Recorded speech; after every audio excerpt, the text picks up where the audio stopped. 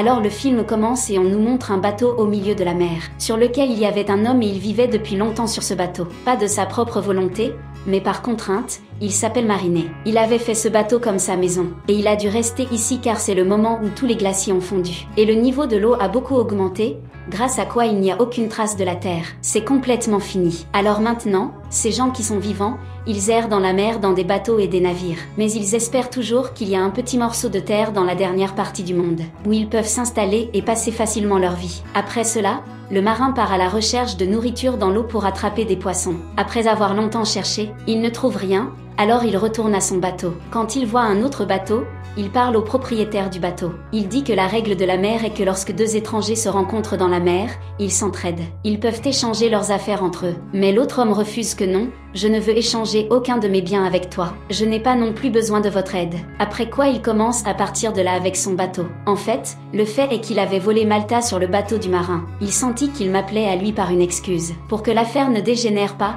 il pense qu'il faut y aller. Parallèlement, certains marins y viennent également. Puis quand l'homme sur le bateau va un peu plus loin, il commence à voler Malta au marin. Lorsque le marin se met très en colère, il commence à faire courir son bateau rapidement derrière lui. Il attaque le bateau de l'homme et le détruit et part d'ici. Après quoi, les marins se sont également approchés très près de l'homme. Ils l'attaquent et le tuent. Après cela, le marin se rend dans une tribu de la mer, où il est venu vendre ses biens à cette tribu. Mais ils ont refusé d'acheter ses affaires, parce qu'il n'y avait rien d'utile dans ses affaires.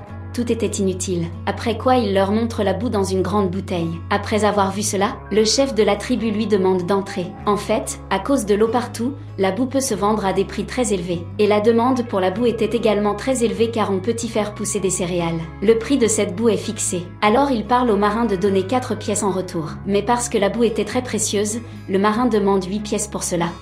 Sur quoi ils sont acceptés et les pièces lui sont remises. L'argent qu'il prend pour aller dans un magasin là-bas pour acheter des choses. Mais on voit que la boutique n'était pas du tout, parce qu'il n'y avait rien à acheter, sauf quelques petites choses. Le marin y achète de l'eau et des plants de tomates, parce qu'il y avait une pénurie d'eau et que l'eau de mer ne pouvait pas être bue. En échange, il donne la moitié de son argent au propriétaire de la boutique. Il s'appelait Hélène. Maintenant, alors que le marin partait de là, des gens de la tribu sont venus à lui avec une fille, et dit que si tu épouses cette fille, tu peux prendre tout ce que tu veux d'ici. Maintenant, les gens de la tribu le voulaient parce que le marin était très courageux et puissant, alors que les gens de cette tribu étaient des lâches. C'est pourquoi ils croyaient qu'après le mariage, l'enfant du marin serait aussi courageux que lui. Mais il a clairement refusé de l'épouser et a commencé à partir de là. Ce qui fait sentir aux gens de la tribu que le marin n'est pas un humain mais une fée de l'eau. Parce qu'il errait seul dans son bateau depuis si longtemps. Et aujourd'hui, s'il avait l'occasion de se marier, il a refusé. Alors que s'il était vraiment un humain, il ne refuserait jamais. Alors ils ne l'ont pas laissé partir de là et l'ont attrapé. Puis l'un d'eux voit une marque derrière l'oreille du marin, qui est derrière les oreilles des fées de l'eau. Quand il le voit,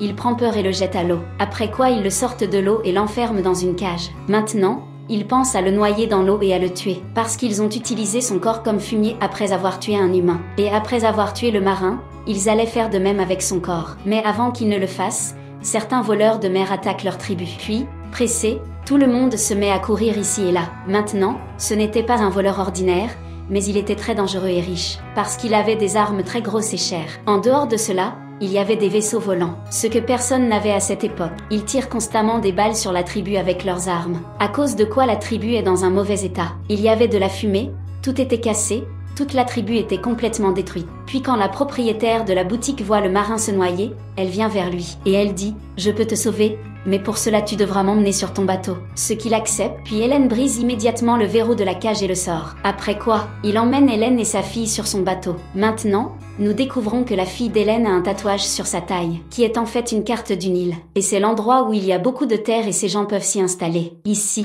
nous découvrons le secret que le marin est vraiment une fée de l'eau. C'est pourquoi il peut respirer dans l'eau. Il dit à Hélène que l'un de vous ou votre fille devra mourir, parce que nous avons très peu d'eau à boire. Et si l'un de vous meurt, nous mourrons tous les trois de soif. En entendant cela, Hélène devient très inquiète, mais elle convainc d'une manière ou d'une autre le marin de se maintenir, elle et sa fille, en vie. Je veux vivre. Ensuite, nous voyons le chef des dangereux voleurs, qui était aveugle d'un œil mais très en colère. Il dit à son peuple que d'une manière ou d'une autre je veux cet enfant, qui a une carte sur le ventre, après quoi il donne beaucoup de cigarettes à tous ses amis et leur dit de s'amuser. Avec eux, il s'amusait. Mais alors un vieil homme arrive et lui dit « L'huile du navire sera terminée dans quelques jours ». En entendant cela, le chef se met en colère. Maintenant, nous découvrons ici qu'il est un peu fou en plus d'être aveugle, parce qu'il a fait ce que son cœur voulait. Ensuite, Quel que soit le résultat, ici aussi, il commence à faire quelque chose comme ça. Il allait allumer sa cigarette avec l'allumette et la jeter dans le pétrolier. Mais avant que le pétrolier ne prenne feu, son navire aurait été détruit. Un homme attrape l'allumette et l'éteint pour éviter que le navire ne soit détruit. Après cela, le chef envoie son armée pour attraper cette fille tatouée. Là, le marin emmenait Hélène et sa fille dans son bateau. Mais alors l'armée du chef arrive et les attaque avec un avion. Puis pour les combattre, pour apporter des armes, le marin se rend à la partie inférieure du navire. Hélène le voit et pense que peut-être le marin nous a quittés et s'est enfui. C'est pourquoi elle attaque elle-même les navires des autres avec une arme. Ensuite, dès que la flèche touche son navire, elle n'est pas détruite, mais la corde reste coincée sur le navire. Maintenant, le navire des voleurs commence à se déplacer autour de leur bateau. Mais alors, d'une manière ou d'une autre, le marin arrive et coupe la corde, pour que le navire du voleur soit libre et parte de là. Maintenant, Hélène avait perdu une flèche de cette arme. C'est pourquoi le marin est très en colère contre elle et sa fille. Pour les punir, il leur coupe les cheveux puis ils recommencent leur voyage. Ils avançaient, mais ils aperçoivent alors un navire dans l'eau. Hélène dit que nous devrions aller sur ce bateau pour pouvoir y manger quelque chose. Bien que le marin ne veuille pas aller sur ce navire, il écoute Hélène et se rend chez le propriétaire du navire. Il y va et découvre qu'il est en fait un marchand et il parle d'acheter Hélène ici.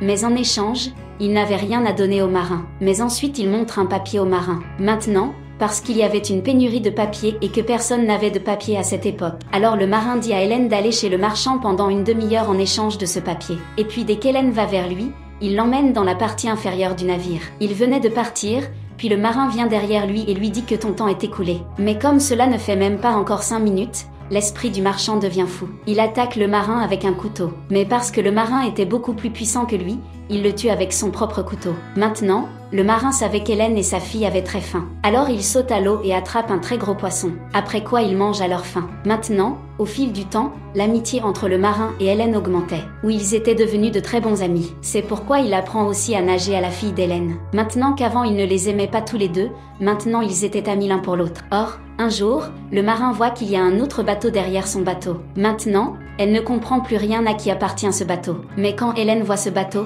elle comprend qu'il appartient au marin. Elle en parle au marin, et aussi qu'ils sont venus prendre ma fille, parce qu'il y a une carte d'une grande terre sur son dos, qui est une île. Quand le marin entend cela, il dit « Je n'y crois pas, c'est impossible, parce que le monde entier a été détruit.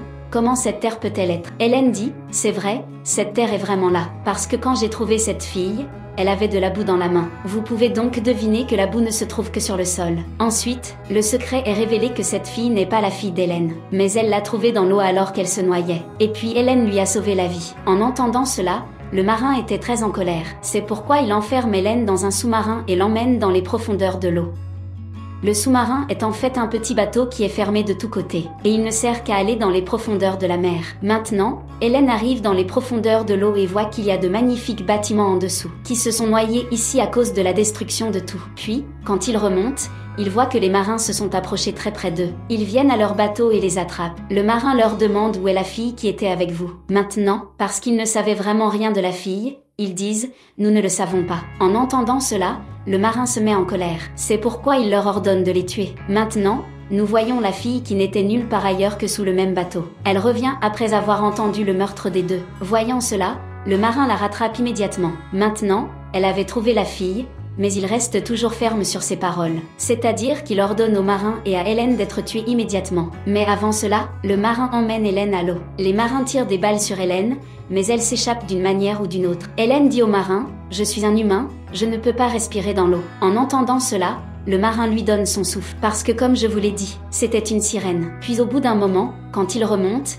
il voit que les marins ont détruit leur bateau. Mais maintenant, parce qu'ils n'avaient ni navire ni bateau, ils doivent venir à ce bateau détruit. Après cela, il s'assoit et commence à parler. Ensuite, le marin met un morceau de papier dans l'eau. C'était la même chose que Sudagar lui avait donné en échange d'Hélène. Ce journal contenait également une photo de cette terre. Quand il la voit, il comprend qu'en fait, il y a encore une partie de la terre où il y a de la boue et où la vie est possible. Mais la carte pour aller à cet endroit n'est pas avec quelqu'un d'autre, mais avec cette fille, c'est-à-dire le tatouage sur son ventre. C'est pourquoi le marin décide qu'il trouvera cette fille en faisant n'importe quoi. Mais l'état de leur navire n'était pas tel qu'ils allaient y voyager. Après cela, un homme arrive dans un avion et commence à appeler Hélène. Dès qu'il le voit, Hélène le reconnaît car il était de sa tribu. Pensée intelligente. Alors maintenant, il les met tous les deux dans son bateau. Après quoi, il sort pour trouver ses voleurs. Après une longue recherche, le marin trouve le navire du voleur, où il monte secrètement sur ce navire. Après quoi il va devant le chef et lui dit de nous remettre cette fille. Mais cette fille refuse clairement de donner. Maintenant, après avoir entendu ses voitures, le marin met la bombe qu'il a apportée avec lui dans le pétrolier. À cause de quoi il y a une grosse explosion là-bas, et beaucoup de voleurs sont tués. Après cela,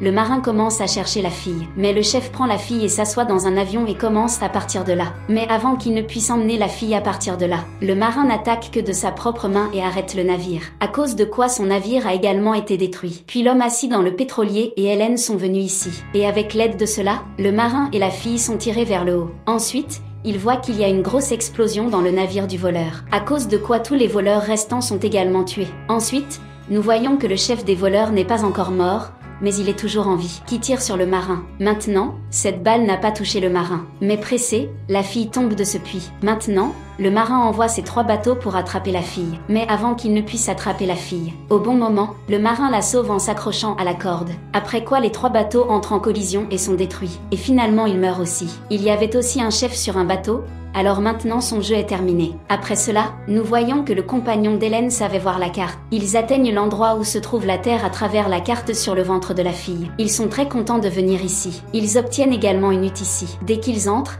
ils reçoivent 2 bannières ici, qui n'appartenaient pas à quelqu'un d'autre mais aux parents de la fille, parce que cette hutte était la sienne. Il y avait aussi une arme de tatouage ici, avec l'aide de laquelle ses parents ont fait un tatouage sur le ventre de la fille. Après cela, le marin laisse ces 3-là, prend son bateau et se jette à l'eau, parce que maintenant il aimait rester dans l'eau. Après quoi Hélène et la fille le regardent partir.